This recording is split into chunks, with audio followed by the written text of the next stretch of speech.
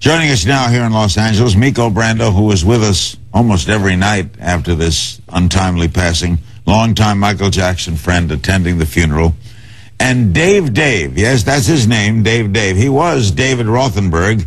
He was set on fire in 1983, suffered, as you can see, terrible scars. Michael Jackson befriended him and paid for a lot of his surgeries. Dave is also attending the burial. Why Dave? Well, to liberate myself from the confines of my father's criminality. He caused the fire? Yeah. He is a criminal, and he caused all this.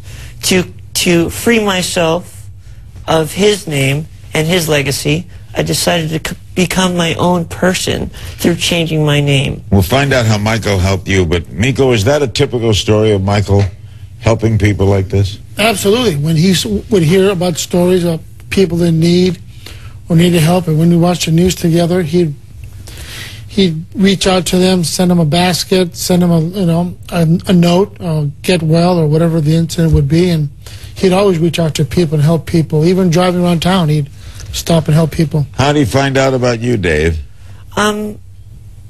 He heard about me, and he had contacted me and wanted to meet me. How old were you at the time? I was about 7 years old at the time. And were you in the hospital?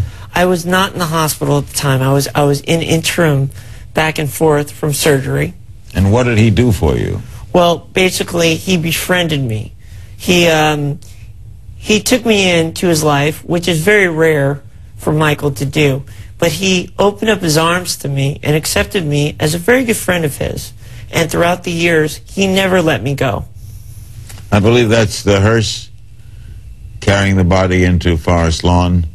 He will be interred. It looks like a beautiful place to have for him, Miko. It was very nice. It was a very nice compound. Yeah, we're going to be showing you a close-up of that. That is Forest Lawn. Were you surprised, Dave, to hear from him when you were 7? Oh, it's a very interesting story, Larry. It was kind of, the visit to his Encino house was very impromptu, and it was kept a secret by my mother. And I had always been kind of a admirer of his, not a fan per se, but I always loved his music. And my mother surprised me one day and brought me up to Neverland. And I entered an arcade, and there were all these Paul McCartney records all over this, The Girl Is Mine, and, you know, this and that. And I remember sitting down, and at the time, my favorite video games, my favorite video game was Pole Position.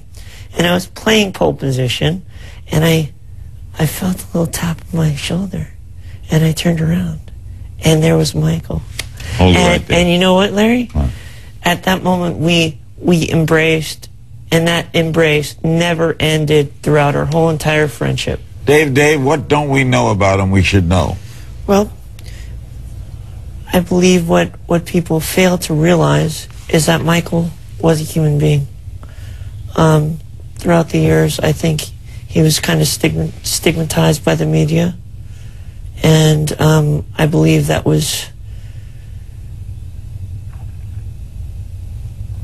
wasn't really helpful to him or to anybody around him.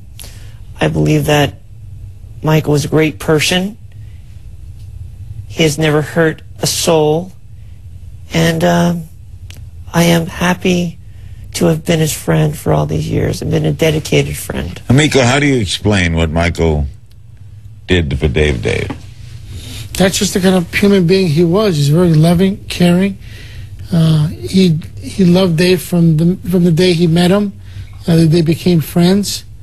Michael helped him through the years, and that's the kind of person Michael was. I mean, he loved a lot of people. He'll be missed and loved by a lot of people.